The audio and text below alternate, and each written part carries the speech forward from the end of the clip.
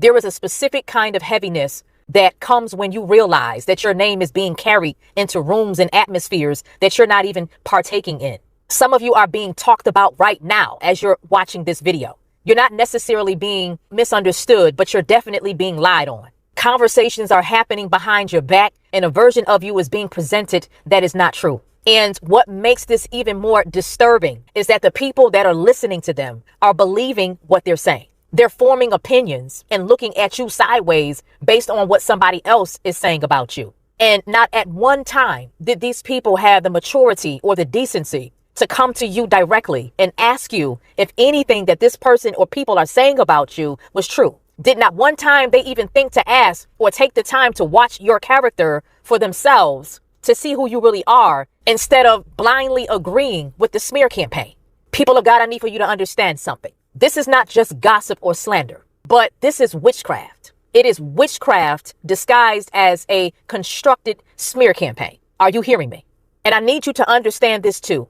Smear campaigns don't just happen by chance, but they are created when someone is trying to protect a sin or something about themselves that they don't want to be exposed. So instead of them telling the truth, they rewrite reality to make you look like the bad guy. They rewrite the story to make you look like the problem. And somebody says, well, Shanika, what exactly is a smear campaign? So I'm getting ready to explain that to you, people of God. Okay, a smear campaign is more than just talking or having a conversation, right? But a smear campaign is a fabricated narrative that is created by gossip.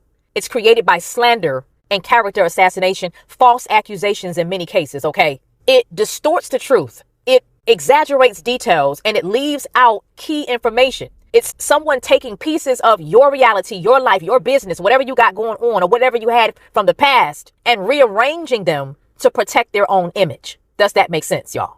So you've heard about these lies from a third party and thought, that's not what happened. That's not even who I am as a person. But the problem is that you weren't even in the room to correct it. This is the problem, right? A smear campaign is a false fabricated narrative that spreads like wildfire. And as this message specifically relates to family, okay, it spreads through family group chats, as an example. It spreads through family gatherings that you were not invited to. It spreads through social media, okay, etc. These kind of false narratives often circulate unchecked by you because you didn't even know that it was happening. So what I want to express is how dangerous this can actually be. Two things, two very dangerous things to do. One, assume.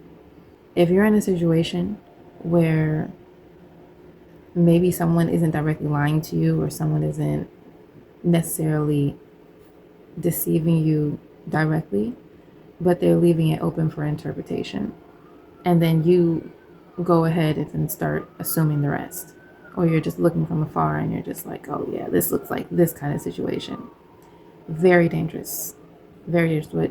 What this woman is talking about, allowing yourself to think a certain way about a person without taking it to God, very, extremely dangerous. Even if a person is lying to you, so this would be the second thing, believing a lie. Believing a lie is very dangerous. The people who are being misled are choosing ignorance. Ignorance is a choice. And you say, well, how am I supposed to know? Or, if God doesn't reveal the truth to me, the thing is, did you ask God, first of all? And second of all, are you taking the proper channels that the Bible lays out for us to make sure that you're not being lied to? Can't just be, oh, well, if someone lies to me, God is just automatically going to tell me that they're lying.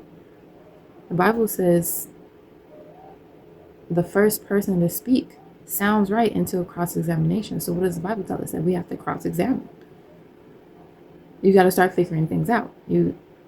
If you're not the type of person to just hear the voice of God, and even if you are, there are rules to this. Also, are you letting people gossip? Are you letting people backbite? If you're just sitting there and you're like, oh, I'm being a good friend. Oh, what am I going to do? Tell them not to talk about this person. Tell them not to vent. Yes. If you care about your soul as well as the person sitting across from you, if you care about their soul, you're going to say, hey, I understand you're hurting. I understand that you may want some advice, but we have to stop this right here. First of all, Did you go and talk to that person? If so, the proper thing to do, the Bible says, first go and tell that person your problem with them. Then it says, then take that person with you to counseling. You would have to bring that person here. Then the third thing is to bring them to the congregation. It isn't, oh, I don't want to talk to them, I'm just going to talk to you. It isn't, oh, I already tried to talk to them, so now I'm just going to talk to you. No, there's procedures, there's rules to this.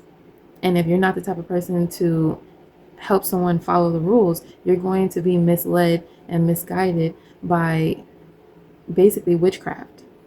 If you allow witchcraft into your life, you're going to be misled by it. No matter how much of a good friend you think you're being, you are now in danger for trying to be a good friend to someone who is ultimately leading you into danger. This person who wants to gossip and talk about a person while they're not there is leading you into danger.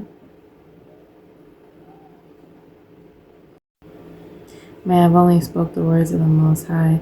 May those who have ears to hear heard. Hallelujah. So be it.